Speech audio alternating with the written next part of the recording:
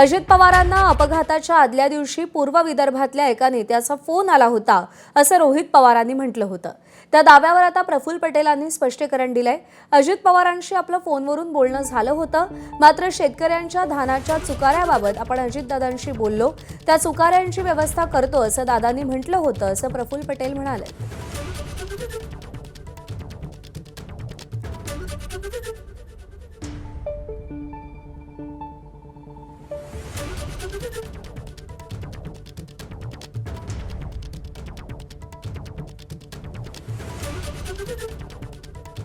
माननीय अजितदादाला आदल्या रात्री फोन केला, मी मोबाईल केला। मला माहीत नव्हतं की अजितदादा मुंबईत आहे की पुणे बारामती कुठे आहे।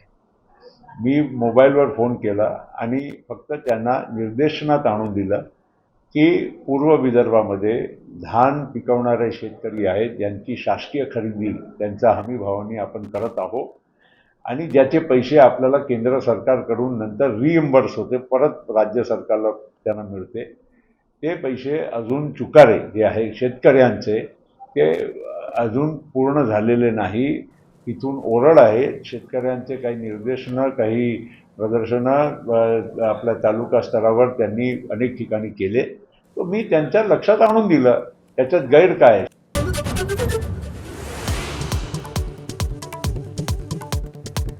लिअरजेट कंपनीच्या विमानाचं भारतातलं उड्डाणच बेकायदेशीर, अजितदादांच्या अपघाताबद्दल रोहित पवार यांचा खळबळजनक आरोप।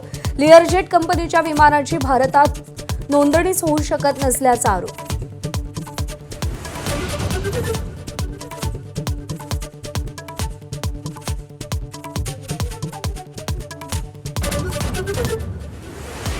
बीएसआर कंपनीचे अनेक राजकारण्यांशी संबंध, टीडीपीसह अनेक नेत्यांचा बीएसआरच्या मालकांसह व्यवसाय, कडक चौकशीसह कंपनीवर कारवाईची रोहित पवारांची मागणी।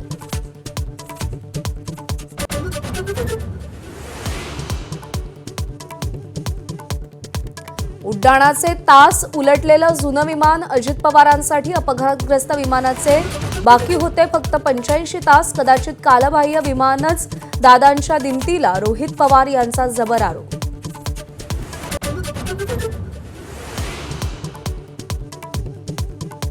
अजित पवारांच्या विमान अपघाताची सीबीआय चौकशी करण्याची मागणी मुख्यमंत्री केंद्रीय गृहमंत्र्यांना करणार, अमित शहांना पत्र पाठवणार, काल राष्ट्रवादीचं मुख्यमंत्र्यांना पत्र।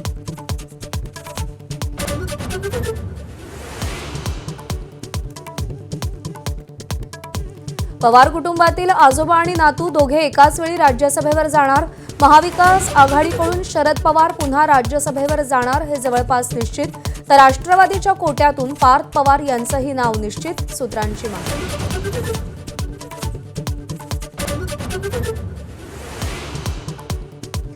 इंदापूरच्या भिगवणमध्ये आई आणि भावाच्या डोळ्यात देखत तरुणीचं अपहरण, दोघांच्या डोळ्यात मिरची पूड फेकली, भिगवण पोलिसात गुन्हा दाखल, तर घटनेच्या निषेधार्थ आज भिगवण शहर बंद।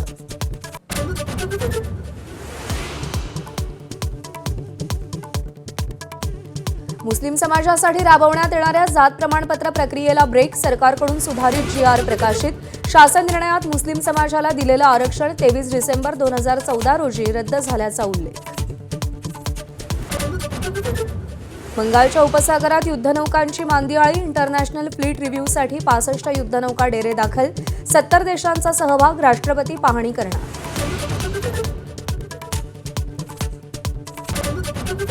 16 वर्षाखालील मुलामुलींना सोशल मीडिया बंदीची शक्यता, केंद्र सरकार नवा नियम आणणार, सोशल मीडिया कंपन्यांशी सरकारची चर्चा।